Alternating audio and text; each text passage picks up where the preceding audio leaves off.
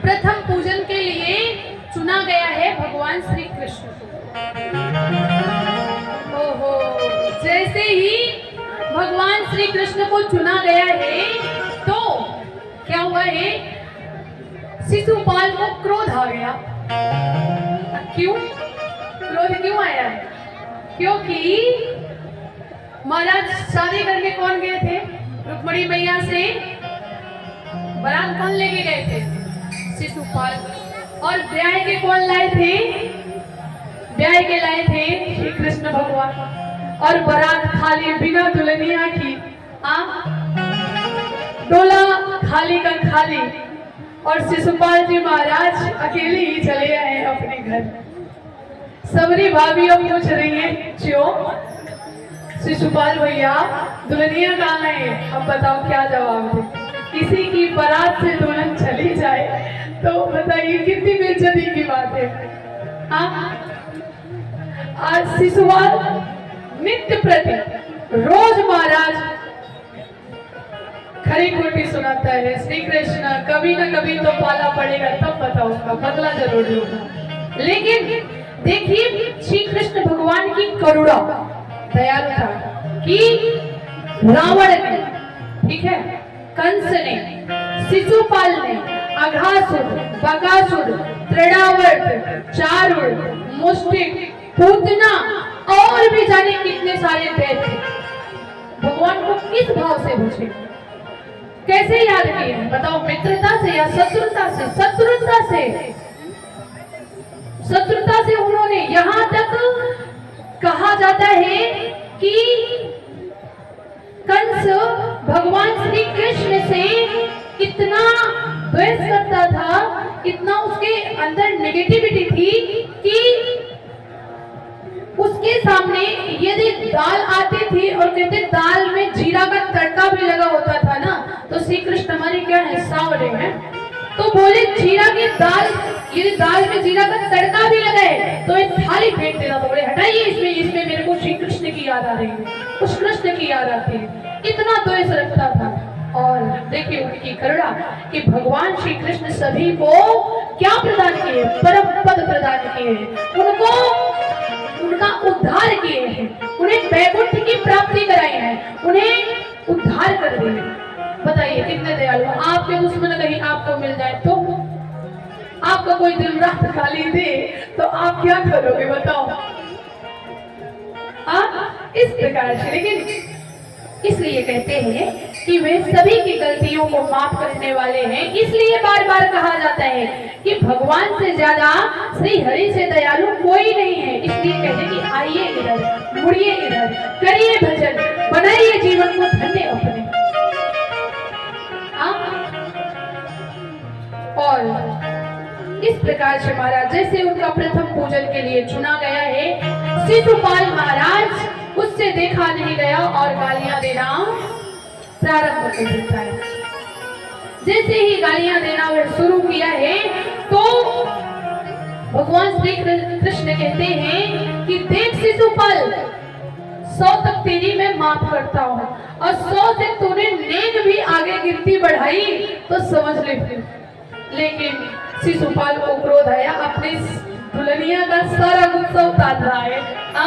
अभी तक कोई भी भैया, एक भी लड़की वाले नहीं है कि भैया तेरी शादी हुई है कि नहीं हुई, कैसे रह रहा, कैसे खा रहा है, कोई रोटी बना के दे रहा है कि नहीं दे रहा।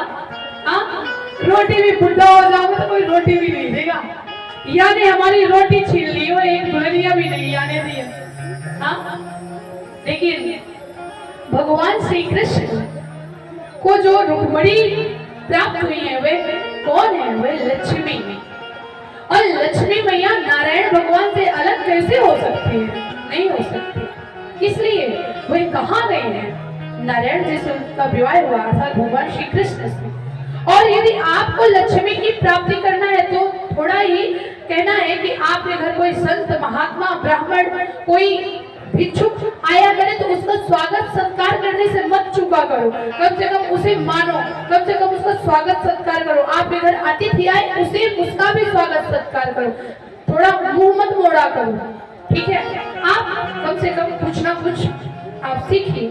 इस प्रकार से महाराज वे शिशुपाल गाली देना शुरू किया है और महाराज सौ तक की अरे भगोड़ा कहेगा, रणछोड़ कहेगा, अरे चोरी करता है, इन दैत्यों को मार करके भाग जाता है, अरे ये प्रथम पूजन लायक है, अनेक प्रकार से गालियां देता है, अपशब्द बोलता है। जैसे ही बोलते बोलते भगवान सुनते सुनते बोले देख शिशुपाल मान जा भाई, बोले ना ना ना ना, वो तो गाली भैया उसका स्पीकर ऑन है तो ऑन है, ऑफ होने का नाम ही नहीं ले रहा। आज भगवान श्री कृष्ण ने अपना चक्र चलाया है और चक्र से उसका गला काट देते हैं। इस प्रकार से उसका मृत्यु किए, उसे परम धाम की प्राप्ति कराए हैं। बोलो श्री कृष्ण भगवान की जय हो। अब आगे कथा आती है श्री सुदामा जी महाराज की। ठीक है,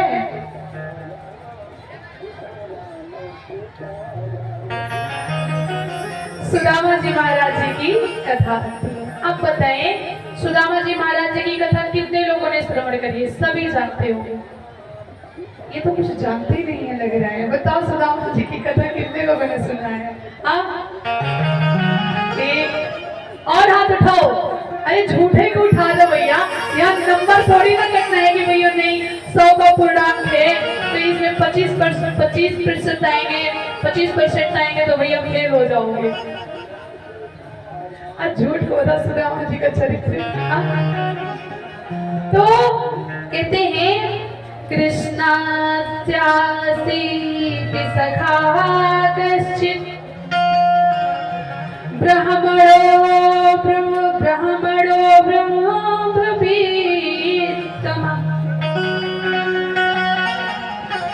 विरक्त इंद्रियाधीषु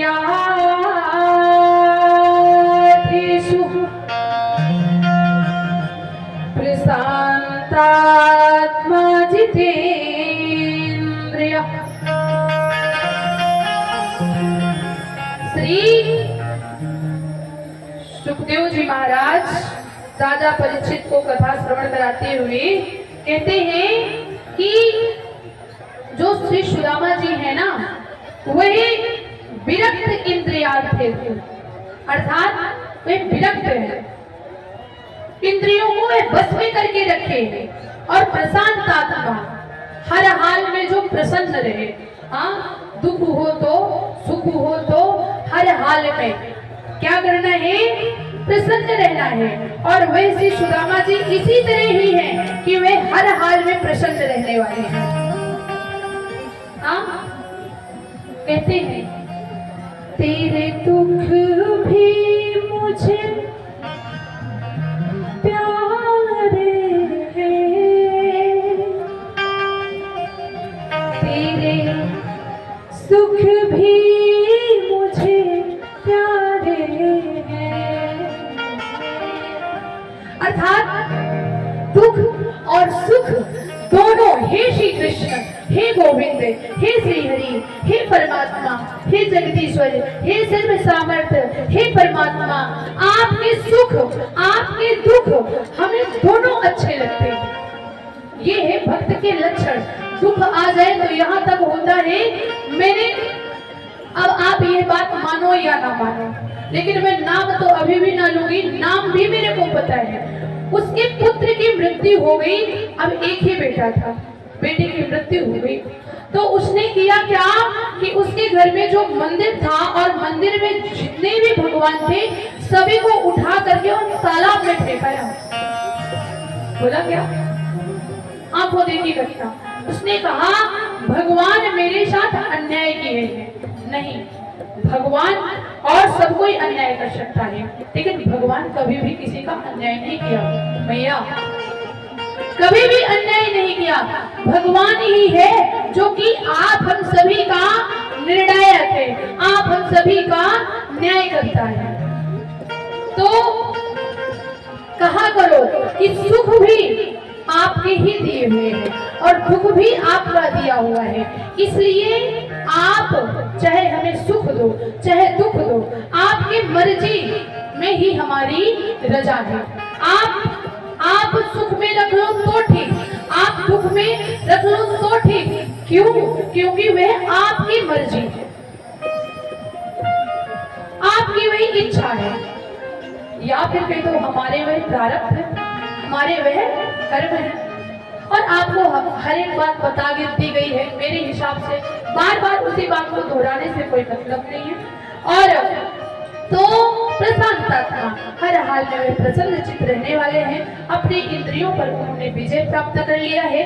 और क्या है, वे किसी के दरवाजे पर भिक्षा मांगने जाते हैं और उन्हें कोई अपशब्द भी बोलता है, तो अपशब्द बोलने के बावजूद भी क्या है, कुछ कहते नहीं, चले जाते हैं। कहते क्या है, हरे कृष्ण कृष्ण कृष्ण हरे हरे, हरे राम राम राम हरे हरे। बस उनका यही कीर्तन चलता रहता, यही नाम जब चलता रहता।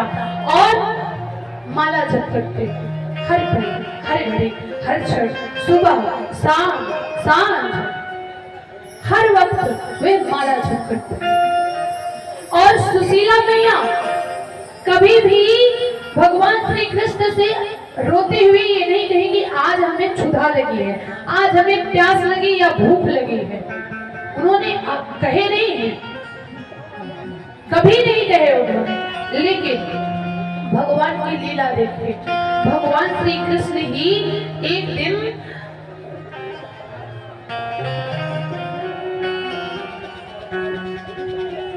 सुदामा जी के दरवाजे पर आते हैं, संत का भेजता है और कहते क्या है, भिक्षाम देहि मैया, भिक्षाम देहि, भिक्षा दो।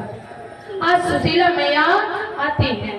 अरे बोले प्यारे मैया आप क्या दोगे, एक सी भिक्षा दे दो। अरे बोले बाबा, अरे सत्य जी हमारे घर ना तुम सालों साल आओगे तब भी एक कटोरा अन्न नहीं मिलेगा। अरे नित्य प्रति हम भिक्षा मांग करके, भिक्षा प्रति करके और हम अपना भरण पोषण करते हैं। आप समझिए कहाँ हुए नित्य प्रति भरण पोषण, नित्य प्रति भिक्षा प्रति से अपना पेट भरते हैं।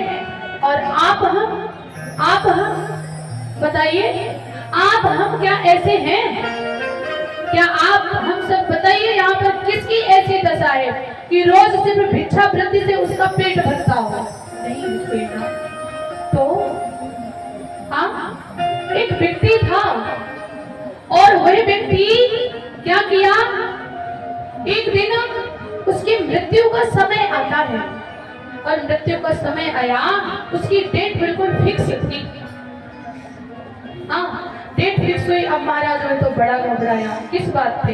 धनोपार्जन पे, कि भाई अभी मेरे पास कितनी पीढ़ियों के लिए धन है